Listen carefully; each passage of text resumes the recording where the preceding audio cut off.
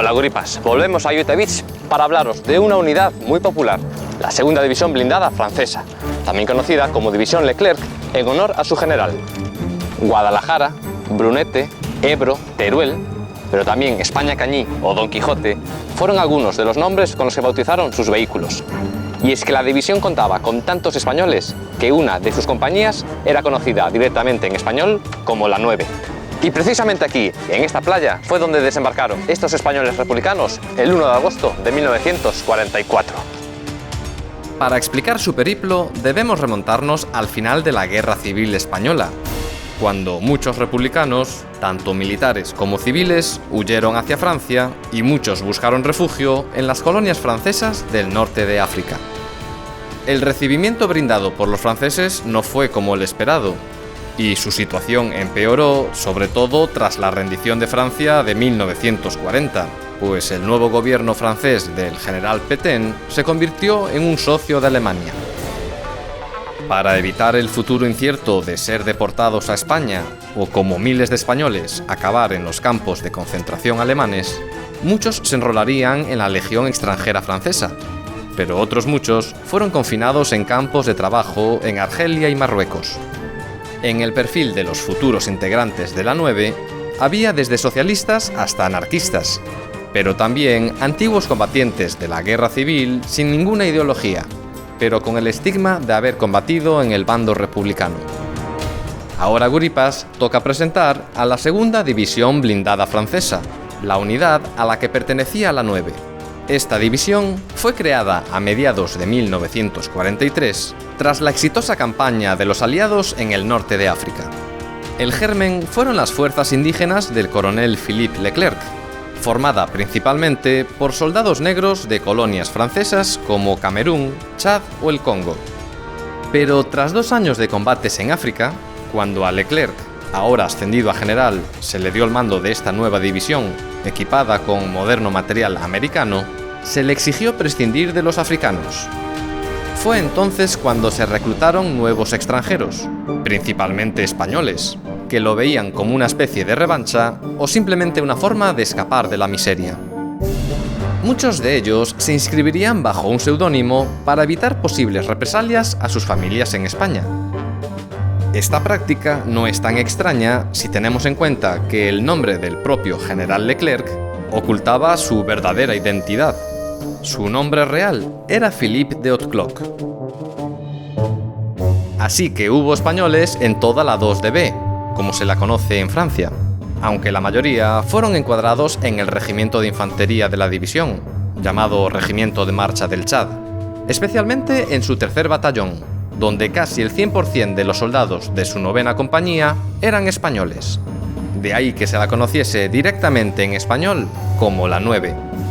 Eso sí, al mando estaba un francés, el capitán Dron, a quien le encomendaron la difícil tarea de ponerse al mando de estos auténticos guripas, unos soldados con fama de duros y de indisciplinados.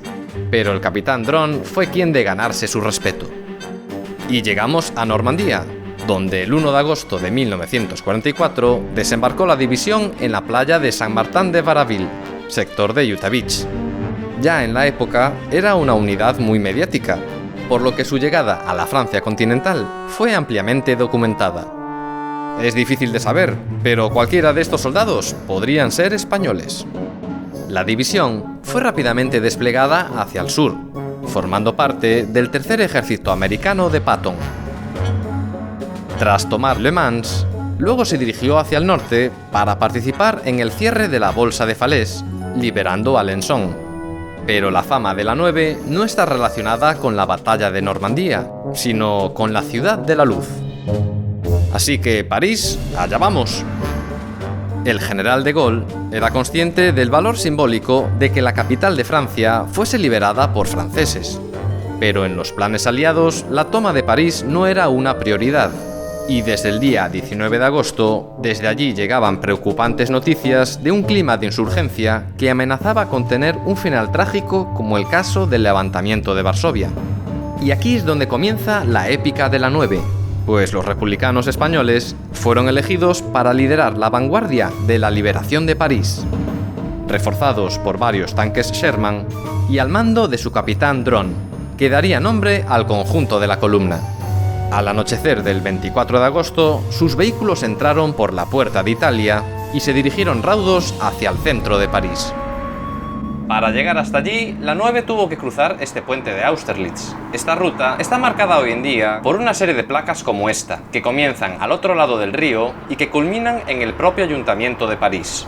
Tuvieron que pasar más de 50 años para que se reconociera el aporte español en las primeras tropas aliadas con esta segunda placa conmemorativa. Esa misma noche, la columna de Dron alcanzó el ayuntamiento y poco a poco la noticia de la llegada de estas tropas se extendió por todo París, que se echaría a las calles para celebrarlo. Pero el enemigo todavía no se había rendido y las instrucciones de Hitler eran muy precisas de que en caso de tener que perder París, la ciudad debía ser arrasada hasta sus cimientos. Que este plan no se llevase finalmente a cabo se debe en gran parte a que el general alemán von Coltitz, que llevaba apenas 2 semanas como gobernador militar de París, prefirió entregar la ciudad intacta, y el 25 de agosto se rindió ante los soldados aliados, ante los soldados de la 9. Y en la portada de ese mismo día del periódico clandestino Libération, podemos ver al valenciano Amado Granell, el segundo oficial al mando de la 9 después del capitán Dron. Bueno, Dron o Bron, como lo transcribieron erróneamente en el periódico parisino. Y pensar que estuvo muy cerca de perderse para siempre el encanto histórico de esta bella ciudad.